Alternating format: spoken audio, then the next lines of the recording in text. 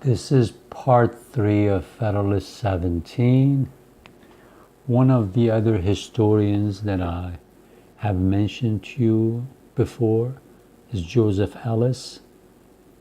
If you can, read some of his books or watch some of his talks. They're on C-SPAN, on YouTube, and elsewhere. So it's good to do that. I think it will inform you a lot. I put 2 videos today on this playlist. 2 videos given at the Texas Humanities Center on YouTube. One is by Jack Rakoff, and the other one is by Gordon Wood. I put it right after, I put it on the playlist. I posted it on the playlist right after Federalist number 16. So if you can, definitely watch those. One of the things that you might want to consider is turn on the auto-generated closed captioning. This way you can follow along, because both of them speak fast, so it might be a little difficult for you. So make sure that you get the auto-generated closed captioning. One of the words that Gordon Wood uses is congeal, which means mix together, bring together in that lecture, and the closed captioning spells it wrong. It's C-O-N-G-E-A-L, that's congeal, like mixed together real well. And then he mentions 2 other names, 2 people that had written a very important article. One of them had written a very important article. His name is Jackson Turner, Frederick Jackson Turner, who'd written an article about the importance of frontier in American history. He mentions his name, and the other person that he mentions is Charles Beard, who in 1913 wrote a book about the Constitution and Constitutional Convention that has been and is controversial. So those are the other 2 people that he mentions. But make sure that you watch those 2. It gives you a general picture of why the Constitution was written and how it was written. So make sure you watch Jack Rakoff, Gordon Wood, read all their books if you can, but definitely watch all their videos if you can. Okay, we'll continue with part 3 of Federalist 17. When the sovereign happened to be a man of vigorous and warlike temper and of superior abilities, he would acquire a personal weight and influence, which answered for the time the purposes of a more regular authority.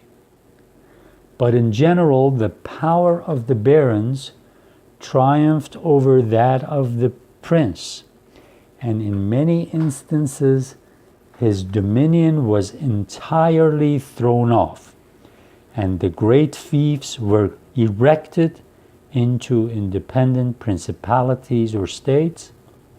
In those instances in which the monarch finally prevailed over his vassals, his success was chiefly owing to the tyranny of those vassals over their dependents. The barons or nobles, equally the enemies of the sovereign and the oppressors of the common people, were dreaded and detested by both, till mutual danger and mutual interest effected a union between them fatal to the power of the aristocracy.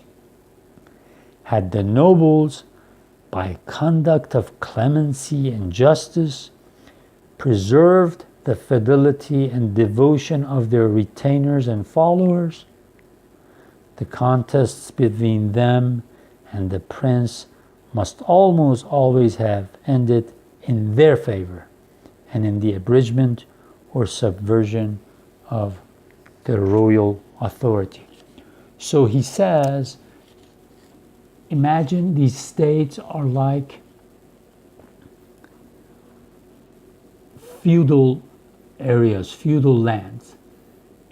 He says the only time these states are going to be leaning towards the national government, have more affection from the national towards the national government or the federal government, or want to be closer to this federal government, it's only when the people, the state legislators, the governors, people who are in charge, mistreat people, misrule them. Just like the feudal societies, that for the longest time, all those societies were very close to their barons and their chiefs, tribal chiefs that were in charge. It was only when those barons and tribal chiefs became unruly, did not treat them well, it was only them that the people went and looked for help from the king. So he's likening this confederacy to those feudal societies or tribal societies, that they say majority of your people are going to be closer to you. It's only when you mistreat them, when you take their liberty, freedom, property away, that's when they will look for the next person or the person that's in power over them, like a monarch. But in this case, they say the only time these people of these states are going to be looking in a positive way to the federal government, it's only if you state legislators and governors mistreat them. This is not an assertion founded merely in speculation or conjecture.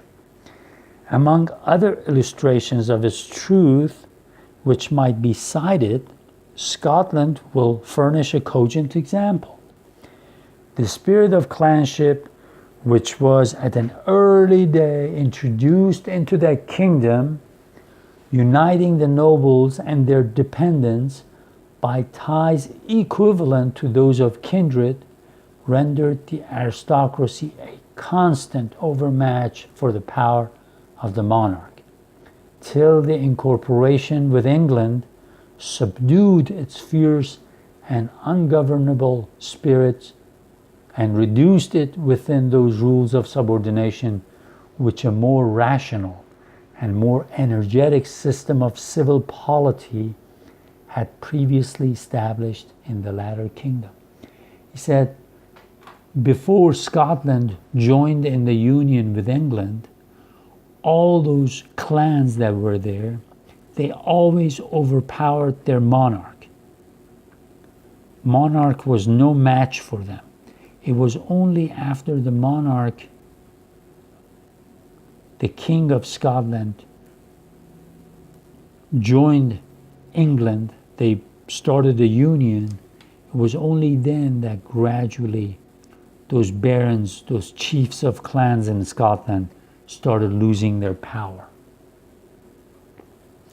The separate governments in a confederacy may aptly be compared with the feudal barons, with this advantage in their favor, that from the reasons already explained, they will generally possess the confidence and goodwill of the people, and with so important a support will be able effectually to oppose all encroachments of national government. It will be well if they are not able to counteract its legitimate and necessary authority.